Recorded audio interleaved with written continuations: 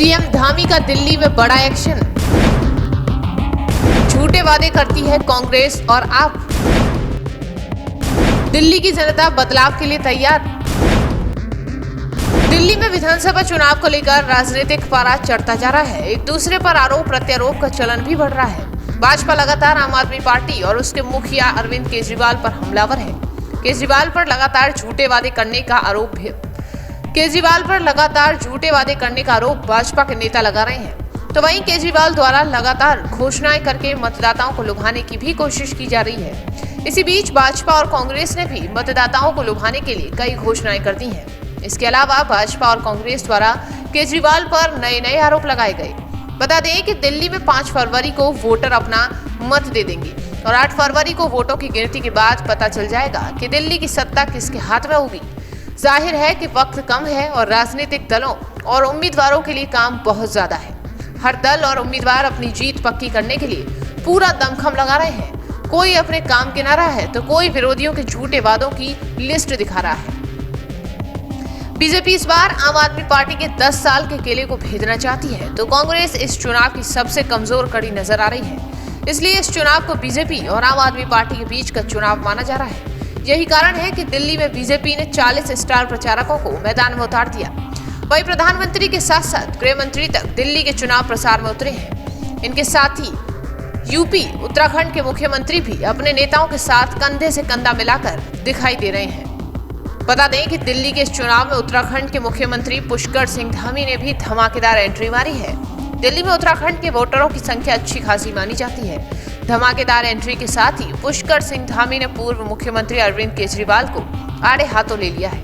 आम आदमी पार्टी सरकार को तुष्टीकरण की सरकार बताते हुए बटेंगे तो कटेंगे के नारे के साथ दिल्ली के दिल पर एक छाप छोड़ दी है। मौजूदा सरकार को घेरे हुए धामी ने कहा कि दिल्ली में आपदा की सरकार है। अरविंद केजरीवाल ने वादे पूरे नहीं किए। मुख्यमंत्री समेत कई मंत्री जेल तक गए। लोग डबल इंजन की सरकार चाहते हैं। दिल्ली में परिवर्तन की लहर है। बीजेपी की सरकार बनने पर लोगों को घर मिलेंगे। आगे क्या कुछ कहते हुए नजर आए धामी, सुनिएगा। डबल इंजन की सरकार है। पहली बार राज्य स्थापना के 22 सालों में एक नया इतिहास बना। हर बार उत्तराखंड में चुनाव होता था और हर चुनाव में सरकार बदल जाती थी। मैं भी चुनाव से कुछ महीने पहले मुझे ये जिम्मेदारी मिली और हम अपने प्रधानमंत्री जी के नेतृत्व में, उनके मार्गदर्शन में चुनाव में गए भाइयों बहनों, और हमने कुछ संकल्प उत्तराखंड की देवतुल्य जनता के सामने रखे। उसमें से एक संकल्प हमने रखा था कि उत्तराखंड में नई सरकार के गठन होते ही हम सबसे पहले एक काम करेंगे, एक निर्णय लेंगे। वो निर्णय होगा देवभूमि उत्तराखंड में हम समान नागरिक संहिता का कानून बनाएंगे। जो देश की आजादी के बाद देश का संकल्प था, हमारी पार्टी का संकल्प था। हमारी पार्टी के 3 बड़े संकल्प थे। एक संकल्प था कि अयोध्या में जहां भगवान राम पैदा हुए वहां भगवान राम का दिव्य और भव्य मंदिर बनना चाहिए। भाइयों बहनों, हमारे प्रधानमंत्री मोदी जी के नेतृत्व में अयोध्या में भव्य और दिव्य राम मंदिर बन गया। उसकी प्राण प्रतिष्ठा का भी 1 वर्ष कल पूरा हो गया, 22 तारीख को। दूसरा था कि कश्मीर के अंदर जो धारा 370 है, वो कश्मीर के अंदर धारा 370 समाप्त होनी चाहिए। भाइयों बहनों, हमारे प्रधानमंत्री मोदी जी के नेतृत्व में कश्मीर में धारा 370 भी समाप्त हो गई।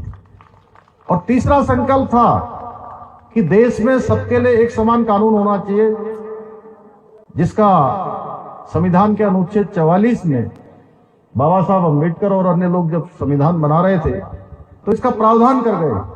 भाइयों बहनों, ये अवसर मिला देवभूमि उत्तराखंड को। हमारे प्रधानमंत्री मोदी जी के नेतृत्व में हम उत्तराखंड की देवतुल्य जनता के सामने चुनाव में गए और हमने ये संकल्प रखा।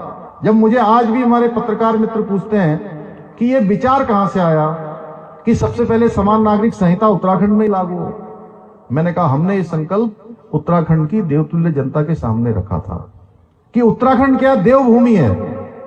उत्तराखंड गंगा का प्रदेश है, उत्तराखंड मां यमुना का प्रदेश है। उत्तराखंड आदि कैलाश का प्रदेश है, 4 धामों का प्रदेश है। भाइयों बहनों, हमारा 71% भूभाग